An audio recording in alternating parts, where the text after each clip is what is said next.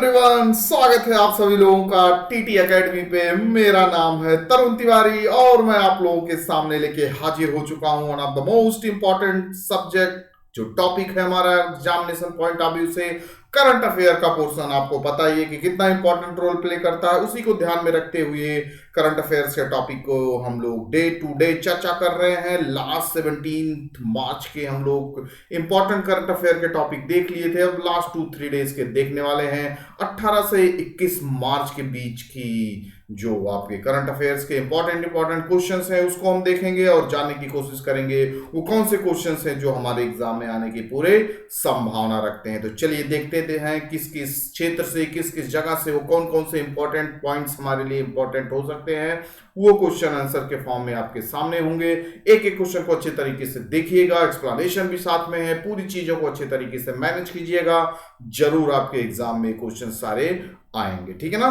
तो चलिए स्टार्ट करते हैं आज का अपना पहला क्वेश्चन जो आने वाला है, आपके एग्जाम में पूछा जा सकता है।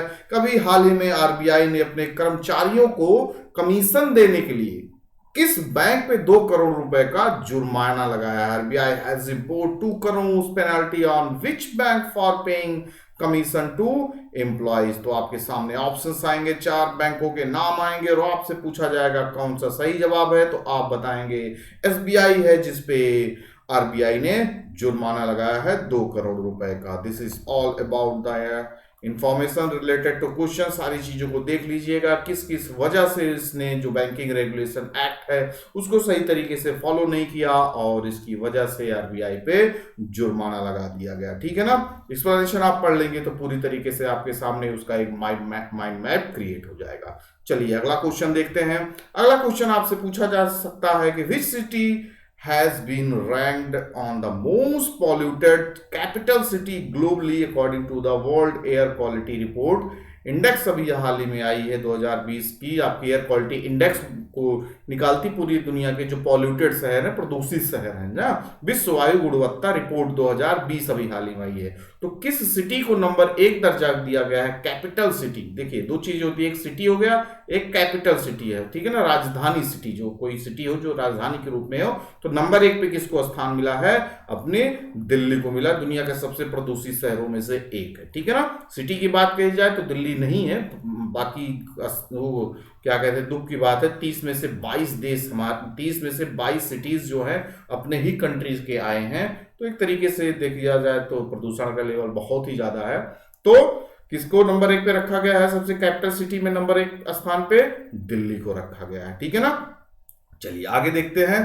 This is all about the air quality index जो कि आपके सामने है। सारी चीजें देख लेंगे किसके आधार पे पूरे 106 कंट्रीज की रैंकिंग वगैरह की गई, उसमें दिल्ली को नंबर 1 कैपिटल सिटीज में। बाकी सिटियों का नाम पूछा जाएगा तो दिल्ली उसमें नहीं है, चाइना का एक शहर, उसको देखेंगे। फिर उसके बाद कौन कौन से हैं आगे आने वाले क्वेश्चंस में क्लियर हो जाएंगी आपको बातें। अगला क्वेश्चन आपसे पूछा जा सकता है कि who has been appointed as the director general of national security guard.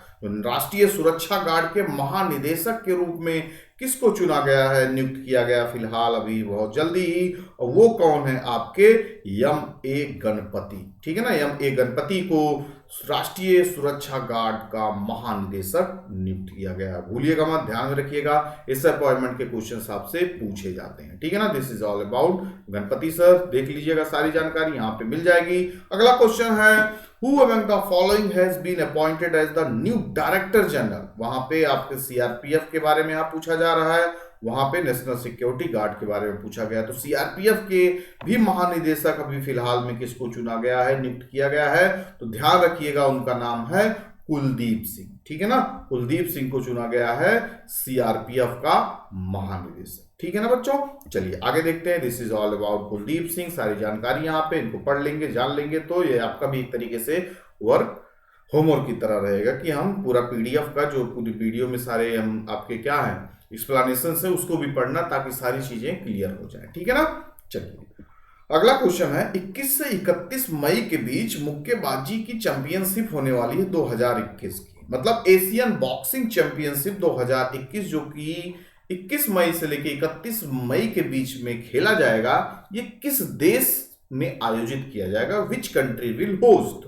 तो there are 4 options on your screen, China, Japan, India या वियतनाम। तो what is the right answer? अगर आप करंट अफेयर से अपडेट होंगे तो दिमाग में आपके आ चुका होगा वो हमारा प्यारा भारत वर्ष देश ही है, जहां पे इस बार का एशियन बॉक्सिंग चैंपियनशिप होने वाला है। ठीक है ना? चलिए अगला क्वेश्चन देखते हैं। अगला क्वेश्चन हमारे सामने आएगा, this is all about the last question explanation and the next question. ये आपसे पूछा जा सकता है कि AIBA यानी इंटरनेशनल बॉक्सिंग एसोसिएशन का मुख्यालय कहां पे है? तो उसका मुख्यालय कहां पे है? There are 4 options on your screen. तो सही जवाब आपका है लॉजेन, स्विट्जरलैंड। ठीक है ना? लॉजेन, स्विट्जरलैंड याद रखिएगा। पूछ सकते हैं कि अंतरराष्ट्रीय मुक्केबाजी संघ का मुख्यालय कहां है? तो आप कहां बताएंगे? लॉजेन, स्विट्जरलैंड में स्थित है। ठीक है ना? चलिए अगला क्वेश्चन देखते हैं। गर्मी आ चुकी है, ध्यान में रखिए, अपने आप का ख्याल रखिए। चलिए अगला क्वेश्चन, हेडक्वार्टर भी देख लीजिए आपका कहां पे है? लॉजेन, स्विट्जरलैंड में। प्रेसिडेंट कौन है यहाँ के? इसके आप ध्यान रखिएगा, उमर क्रम ओ। ठीक है ना? पूछ सकता है प्रेसिडेंट, क्वेश्चन में कुछ भी हो सकता है, जैसे चर्चा में है इस बार अंतरराष्ट्रीय बॉक्सिंग संघ, तो उसके प्रेसिडेंट कौन है, तो ये भी आपसे पूछ ले तो ध्यान में रखिएगा। ठीक है ना? चलिए अगला क्वेश्चन, वर्तमान में भारतीय स्टेट बैंक के अध्यक्ष कौन है? ये आपसे पूछ सकता है, who is the present chairman of State Bank of India? तो राइट आंसर आपके दिमाग में आ गया होगा अगर करंट अफेयर्स अपडेट होंगे। The right answer of the question is Dinesh Kumar Khara is the chairman of the SBI। ठीक है ना? बिल्कुल सही जवाब आप देंगे अगर कहीं पर भी पूछा जाएगा। ठीक है ना? CFO कौन है? आपके चरणजीत सिंह कटरा। ये भी याद कर लीजिए ताकि एग्जाम में अगर आ जाए चेयरमैन ना पूछे, CFO पूछ ले तो आप तुरंत बता दें।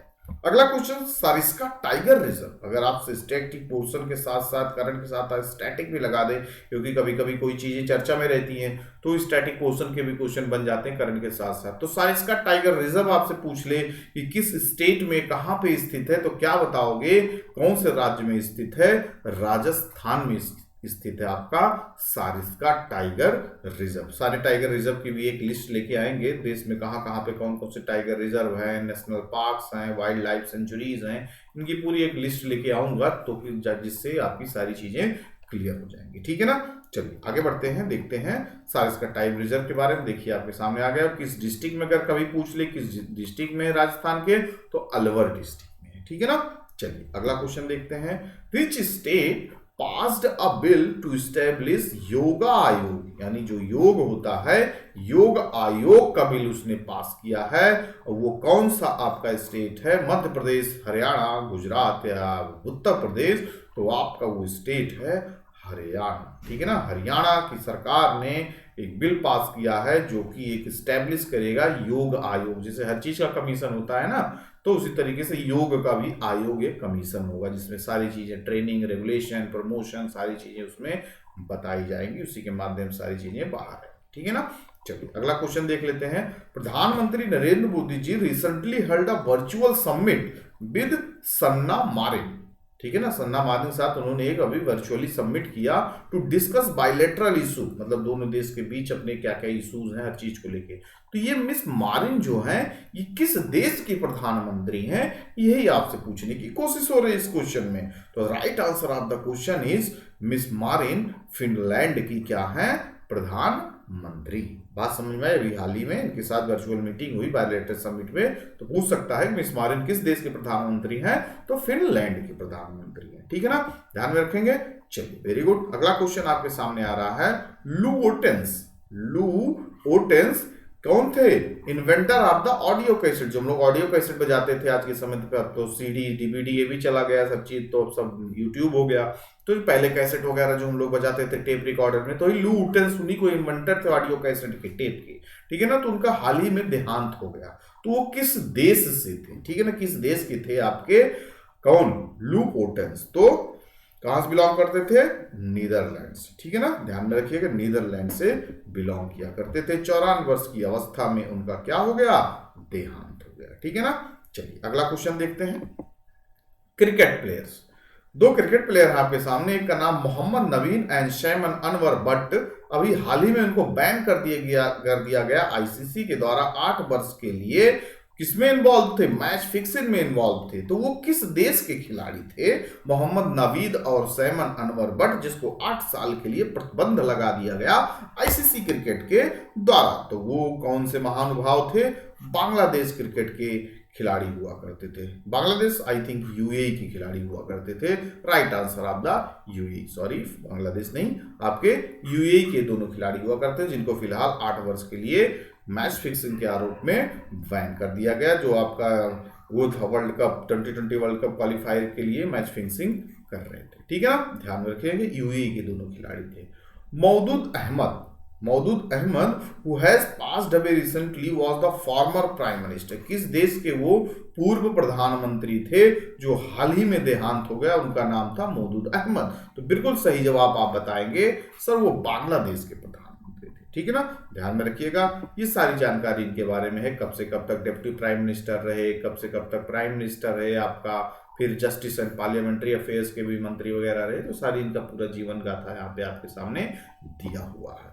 ठीक है ना, अगला क्वेश्चन आपके सामने आ सकता है। Name the principal adviser to the prime minister Narendra Modi who has resigned from the post recently. अभी फिलहाल में जो आपके आपके एडवाइजर थे इनके, किसके, प्राइम मिनिस्टर के, तो उन्होंने अभी हाल ही में क्या कर दिया है, रिजाइन दे दिया है। तो उनका नाम क्या है आपसे पूछ सकते हैं, प्रदीप कुमार सिन्हा, जो कि प्रिंसिपल एडवाइजर हुआ करते थे प्राइम मिनिस्टर के। हाल ही में अपने पर्सनल रीजनों की वजह से उन्होंने क्या कर दिया, रिजाइन दे दिया। ठीक है ना, ध्यान में रखिएगा, नाम पूछा जा सकता है। Which is the most polluted city in the world according to the IQ air 2020 world air quality report. ठीक है ना, अभी तो दिल्ली का नाम आया था, ध्यान में रखिए। कैपिटल सिटी के बारे में पूछा गया था, तो कैपिटल सिटी में सबसे ज्यादा प्रदूषित शहर कौन सा है, दिल्ली।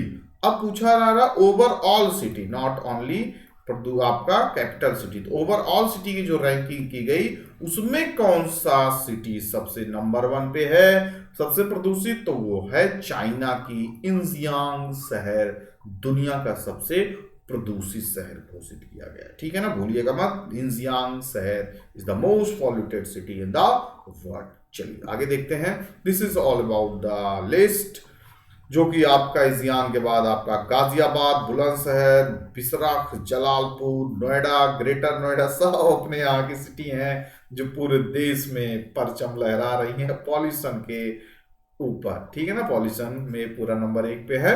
तो एक बहुत ही दयनीय स्थिति है, गलत बात है, इसको ध्यान में रखना चाहिए। हमें भी पूरी तरीके से उसमें पार्टिसिपेट करना चाहिए।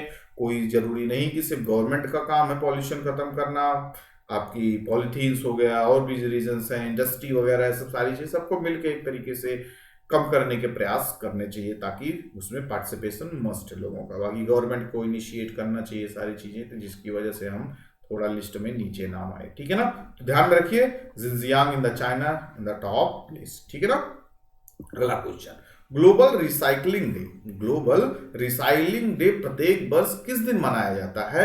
अगर आपके साथ 4 ऑप्शंस हो तो सही जवाब पे आप टिक लगाओगे। 18 मार्च को प्रत्येक वर्ष ग्लोबल रिसाइकलिंग डे मनाया जाता है। ठीक है ना, this is all about importance of recycling as a resource not waste. ठीक है ना, चलिए आगे देखते हैं। As per the latest trend in international arms transfer 2020 report SIPRI, ठीक है ना, जो कि एक तरीके से रिपोर्ट निकालती है दुनिया में कौन सा देश इंपोर्ट में सबसे ज्यादा रहा, किसमें, आर्म्स वगैरह, जो हथियार के व्यापार करते हैं, जो हथियार के एक्सपोर्ट करते हैं। ठीक है ना, इंपोर्ट एक्सपोर्ट, आयात और निर्यात जिसको बोला जाता है। तो कौन सा देश नंबर 1 पे रहा आयात में, कौन सा निर्यात में, तो इसकी पूरी एक इंडेक्स जारी की जाती है, रिपोर्ट आती है साल भर में। तो उसमें पूछा गया है आपसे कि इस रिपोर्ट के अनुसार the arms and weapon import in of India fail by 33%। 2016 से लेके 2000 के बीच में 33% से गिरावट आई। What is the rank of India as arms importer of the world during same period? ठीक है ना, इंडिया कितने स्थान पे रहा आपके व्यापार करने में, किसका, आर्म्स वगैरह का, हथियारों का? तो आपका सही जवाब क्या होना चाहिए, दूसरे स्थान पे रहा व्यापार को इंपोर्ट करने में, आर्म्स को इंपोर्ट करने में भारत का दुनिया में दूसरा स्थान रहा। ठीक है ना, हथियारों के आयात में भारत का कौन सा स्थान रहा, दूसरा। अभी निर्यात में भी पूछा जाएगा सारी चीजें, तो ध्यान रखिएगा कॉन्सेप्ट। तो आपका इंपोर्ट में इंडिया की कौन सी रैंक रही, दूसरी रैंक रही। ठीक है ना बच्चों, चलिए आगे बढ़ते हैं। अगला question, when is the ordnance factory day celebrated, किस दिन मनाया जाता है ऑर्डिनेंस फैक्ट्री डे? तो आप सही जवाब पे कहाँ टिक लगाएंगे? 18 मार्च पे लगाएंगे। प्रतिवर्ष 18 मार्च को आपका ऑर्डिनेंस फैक्ट्री डे के रूप में मनाया जाता है। ठीक है ना? चलिए अगला क्वेश्चन देखें। Which country was the largest arms exporter? वहां पे इंपोर्टर की बात हुई थी जो कि भारत दूसरे नंबर पे था। अब यहाँ पे एक्सपोर्टर की बात हो रही, दुनिया में सबसे ज्यादा हथियारों का एक्सपोर्ट कौन सी कंट्री करती है सबसे ज्यादा? 2016 से 2020 के बीच नंबर 1 की रैंकिंग रही अमेरिका की, जो दुनिया में सबसे ज्यादा उसने हथियार वगैरह एक्सपोर्ट किए पूरी दुनिया भर की कंट्रीज को। ठीक है ना, ध्यान में रखना। अगला क्वेश्चन, भारत का इसमें देखिए एक्सपोर्ट करने में 24वां स्थान रहा। ठीक है ना, इंपोर्ट तो करने में उसका दूसरा स्थान रहा, इंपोर्ट में आयात तो उसने दूसरे नंबर पे है, लेकिन एक्सपोर्ट में किस नंबर पे है आपका? आपका एक्सपोर्ट में 24th नंबर पे। ठीक ना, बाकी एक्सपोर्ट करने में अमेरिका नंबर 1 पे, रसिया दूसरे पे, फ्रांस तीसरे पे, जर्मनी चौथे पे, चाइना 5वें पे। ठीक, चलिए ये सब सारी चीजें ध्यान में रखिएगा। अगला क्वेश्चन उसी के साथ पूछ ले रहा हूं आपसे, जॉन मगुफुली अभी हाल ही में इनका देहांत हुआ, तो ये किस देश के, ठीक है ना, किस देश के राष्ट्रपति हुआ करते थे? वो हैं तंजानिया के राष्ट्रपति हुआ करते थे, जिनका हाल ही में देहांत हो गया। पूछ लेगा आपसे तंजानिया में और किस लिए क्या चीज फेमस है? किलिमंजारो आपका जो माउंट है, बहुत फेमस माउंटेन है, तो वो तंजानिया में स्थित है, अफ्रीका महाद्वीप के। चलिए अगला क्वेश्चन देख लेते हैं। What is the theme of the global recycling day? अभी पिछले क्वेश्चन आपके पीछे गया, ग्लोबल रिसाइकलिंग डे आपने मनाया है 2021 का, तो उसका थीम क्या था? तो थीम अगर आपसे पूछता है बच्चों, तो आप बताइएगा recycling heroes was the theme of the global recycling day 2021। बात समझ में आई? ठीक है, रिसाइकलिंग हीरोज है इसका थीम। अगला question, which country has been adjudged at the largest importer of the arms? जैसे आपसे पूछा गया इंडिया की कौन सी रैंक थी इंपोर्टर में? सेकंड नंबर थी। तो नंबर 1 की रैंक इंपोर्टर में कौन है? तो ध्यान में रखिएगा, इंपोर्ट करने में सबसे ज्यादा आपका सऊदी अरेबिया है। ठीक है ना, इंपोर्ट करने में सबसे ज्यादा सऊदी अरेबिया है। ध्यान में रखिए, सऊदी अरेबिया सबसे ज्यादा नंबर 1 पे इंपोर्ट है, इंडिया नंबर 2 पे है, इजिप्ट, ऑस्ट्रेलिया एंड चाइना, ये सब आपके अगले अगले। थर्ड रैंक किसकी है, फोर्थ रैंक किसकी है, फिफ्थ रैंक किसकी है? तो नंबर 1 पे सऊदी अरेबिया इंपोर्ट में। एक्सपोर्ट में पूछ लेती यूएसए है, भूलिएगा मत, कॉन्सेप्ट क्लियर रखिएगा आपका। एक्सपोर्ट में आप नंबर 1 पे यूएसए, इंपोर्ट में आपका यूएई। ठीक है ना, ध्यान में रखना। चलिए आगे बढ़ते हैं। Who has been appointed as the chairman of the Stop TB Partnership Board? ठीक है ना, कौन अपॉइंट किया गया चेयरमैन टीबी पार्टनरशिप, जो आपका टीबी पार्टनरशिप बोर्ड है उसके कौन से डॉक्टर हर्षवर्धन को बनाया गया है चेयरमैन, अपॉइंट किया गया है। स्टॉप टीबी, जो आपकी स्टॉप वो है क्या, 2025 तक टीबी को हम खत्म करने की पूरी योजना बनाई गई है। एक पार्टनरशिप बोर्ड बनाया, जिसके अध्यक्ष किसको बनाया गया है? हर्षवर्धन जी को बनाया गया है। एग्जाम में अगर आपसे पूछेगा तो आप तुरंत बताएंगे। This is all about the explanation. अगला क्वेश्चन, वर्ल्ड फ्रॉग डे। ठीक है ना, वर्ल्ड फ्रॉग डे कब मनाया जाता है? वर्ल्ड फ्रॉग डे कब मनाया जाता है? तो आपके सामने ऑप्शन क्या है, 20 मार्च को प्रतिवर्ष वर्ल्ड फ्रॉग डे मनाया जाता है। ठीक है ना, कब किस दिन मनाया जाएगा? 20 मार्च को, ध्यान में रखिएगा। World frog day annually 20 March को raise awareness about the tailless amphibian frogs found on land and water both. For the year 2002, and what is the GDP rate estimated for India by UN body? आपकी क्या, UNCTAD, UN conference on trade and development. इसके अनुसार भारत की GDP कितना estimate की गई है? 5% estimate की गई है। ध्यान में रखिएगा, एग्जाम में पूछ सकते हैं। ठीक है ना, उसने पूरी तरीके से इसमें अपना रिपोर्ट वगैरह जारी किया, जिसमें उसने बोला 5%। अगला question, international day of happiness अभी हाल ही में मनाया गया, पेपर वगैरह में पढ़े होंगे, या आप रेडमी का मोबाइल यूज करते होंगे तो सुबह उठते ही आपके आंख के सामने आ जाता है कि आज का कौन सा दिन है। तो इंटरनेशनल डे ऑफ हैप्पीनेस किस दिन मनाया जाता है? 20 मार्च को मनाया जाता है। ध्यान में रखिए, 20 मार्च को वर्ल्ड हैप्पीनेस डे आपका मनाया जाता है। ठीक है ना, इस बार का क्या था theme? Keep calm, stay voice and be kind. ठीक है ना, पूछ सकते हैं, थीम वगैरह भी ध्यान रखिए। Which country is developing the largest floating solar farm, वो कौन सा देश है जो largest floating solar farm develop कर रहा है of the world to curb climate change, तो वो हमारा कौन सा देश है, सिंगापुर है, जो कि आपका largest floating solar farm develop कर रहा है टू कर्व क्लाइमेट चेंजेस जो हो रहे हैं उसको कम करने के लिए, ठीक है ना। चलिए, this is all about 60 megawatt peak floating solar है, सारी चीजें यहाँ पे दी गई हैं, इसको आप पढ़ सकते हैं, अपने आपके ज्ञान को बढ़ा सकते हैं। Samia Suluhu Hassan, Samia Suluhu Hassan has been sworn in as the first female president, किस देश की पहली प्रेसिडेंट भी फीमेल के रूप में शपथ लिया है उन्होंने, जो कि नाम है सामिया सुलहू हसन, किस देश की राष्ट्रपति हैं, तो वो हैं तंजानिया की राष्ट्रपति। ध्यान में रखिएगा, किस देश की राष्ट्रपति हैं सामिया सुलहू हसन, तंजानिया की, जो अभी हाल ही में पहली महिला राष्ट्रपति के रूप में शपथ लिया है इन्होंने, ठीक है ना, ध्यान में रखिएगा। This is all about as per Moody analytics, इसके पहले हम लोगों ने यूएन का देखा था, तो मूडी के अनुसार भारत की जीडीपी रेट ग्रोथ कितना होगा, तो सही जवाब है 12%, ठीक है ना, 12% का जीडीपी ग्रोथ रेट होगा आपका प्रोजेक्टेड ईयर 2021 में। अगला क्वेश्चन देखा जाए, चलिए देखते हैं। 6th इब्सा यानी India Brazil South Africa women's forum was held in virtual format recently, तो इस बार Who was the chair of the meeting, किसने इस बार चेयर किया मीटिंग को, अध्यक्षता किसने की, तो right answer of the question is Smriti Zubin Irani ने अध्यक्षता की है इस बार का इप्सा वीमंस फोरम, जो कि हाल ही में वर्चुअली मीटिंग किया गया, ठीक है ना। चलिए अगला क्वेश्चन देखते हैं।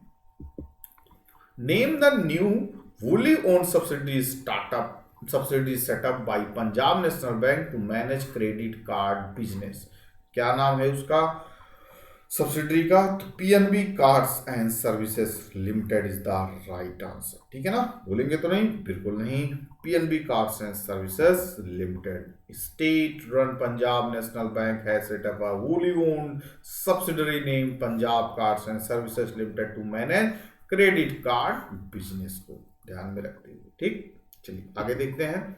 There are 6 official language recognised by UN, पता है कि हमें यूएन के अंदर 6 ऑफिशियली लैंग्वेज हैं, जो प्रत्येक वर्ष each language is observed on a specific day, हर साल मतलब मनाया जाता है आपका मतलब 6 लैंग्वेज है, तो हर साल किसी न किसी दिन आपका इनका क्या मनाया जाता है, स्पेसिफिक डे के हिसाब से 20 मार्च को कुछ मना दिया गया, कुछ मार्च को कुछ मना दिया गया, तो 20 मार्च को कौन से देश की कौन सी भाषा का दिन मनाया जाता है, तो आपको ध्यान में रखना होगा फ्रेंच लैंग्वेज डे जो है प्रत्येक वर्ष 20 मार्च को मनाया जाता है। उसी दिन आपके जो आपके इंग्लिश हो गया, स्पेनिश हो गया, रसियन हो गया, अरबिक हो गया, ये सब जो और भी भाषाएं हैं इनका भी साल में एक दिन आता है। तो यहाँ ये सिर्फ आपसे पूछा जा रहा है कि 20 मार्च को किसका मनाया जाता है, तो फ्रेंच लैंग्वेज डे मनाया जाता है, ठीक है ना। चलिए आगे देखते हैं। Prime minister Mark Rutte has won 2021 presidential election to be sworn for which of the state term he is the PM of which country, किस देश के वो क्या है प्रधानमंत्री चुने गए हैं, अभी हाल ही में चुना गया इनको, तो नीदरलैंड के प्रधानमंत्री चुने गए हैं मार्क रूटे, ठीक है ना, ध्यान में रखिएगा, भूलिएगा मत बिल्कुल। चलिए अगला question. Which day of the year is celebrated as World Sparrow Day, ठीक है ना, विश्व स्पैरो डे किस दिन, विश्व गौरैया दिवस किस दिन मनाया जाता है, तो ध्यान में रखिएगा 20 मार्च को मनाया जाता है। जो कोई स्पैरो देखो हम लोग के बीच सब एक तरीके से विलुप्त हो गई चिड़िया है, पहले बचपन में हम लोग देखा करते थे लेकिन धीरे धीरे खत्म हो गया, और उसको हम क्या करते हैं 20 मार्च को अब विश्व स्पैरो डे के रूप में मनाते हैं, ठीक है ना। चलिए इस बार का थीम वगैरह भी देखिए क्या रहा, I love sparrows was the theme of the world sparrow day, ठीक है ना। वर्ल्ड ओरल हेल्थ डे किस दिन मनाया जाता है प्रत्येक वर्ष, तो ये भी आपका किस दिन मनाया जाता है, 20 मार्च को मनाया जाता है, ठीक है, भूलेंगे तो नहीं ना, बिल्कुल नहीं भूलिएगा। अगला क्वेश्चन आपके सामने है और this is the last question of the day. India's Avinash Sable India's Avinash Sable is associated with which sport, किस खेल से संबंधित है? Cricket, hockey, boxing, athlete. तो right answer of the question is India's Avinash Sable is associated with athletes. ठीक है ना। तो ये सारी जानकारी आपके सामने उनके बारे में। तो ये टोटल रहा आपका आज का क्वेश्चन आंसर सेशन। जो इंपॉर्टेंट क्वेश्चन थे इसको हमने देखा। अब आपका काम क्या होगा, फिर से एक दो बार है तो वीडियो देख लीजिएगा, पीडीएफ भी मैं हो सकेगा तो इसको इसके साथ अटैच कर दूंगा, और इसको बार बार 2-3 बार रिवाइज कर लेंगे तो आप बिल्कुल भी नहीं भूलेंगे। सारी चीजें बहुत ही ज्यादा इंपॉर्टेंट है आपके एग्जाम के पॉइंट ऑफ व्यू से। तो होप सारी चीजें आपको क्लियर हुई होंगी, सब समझ गए होंगे कैसे क्या क्या है। आपका बस काम है सारी चीजों को रिवाइज करते रहना, अच्छे तरीके से पढ़ते रहना और अपने एग्जाम के लिए आगे बढ़ते रहना। करंट के साथ साथ आपको स्टैटिक पोर्शन के भी सारी चीजें मिलने वाली हैं। जो हमारे क्वेश्चन आंसर की सीरीज चल रही है, महा सीरीज जो चल रही है, बैक टू बैक आपके नंबर ऑफ क्वेश्चंस आने वाले हैं जो कि बहुत ज्यादा इंपॉर्टेंट होगा। प्रीवियस ईयर के क्वेश्चंस आएंगे और आपके हिस्ट्री, ज्योग्राफी, पॉलिटी के भी लेक्चर्स स्टार्ट होने वाले हैं बैक टू बैक। बस आप लोग बने रहिए, चैनल को सब्सक्राइब कीजिए, ज़्यादा से ज़्यादा लोगों में शेयर कीजिए ताकि लोगों को पता चल चुके और सब लोग इसका लाभ उठा सके अपने आने वाले एग्जाम्स में। ठीक है ना। तो मिलते हैं अपने अगले टॉपिक पे, अगले लेक्चर में। तब तक के लिए bye bye, take care to all of you. मेहनत करते रहिए, पढ़ते रहिए और आगे बढ़ते रहिए। Bye bye, take care to all of you, good luck.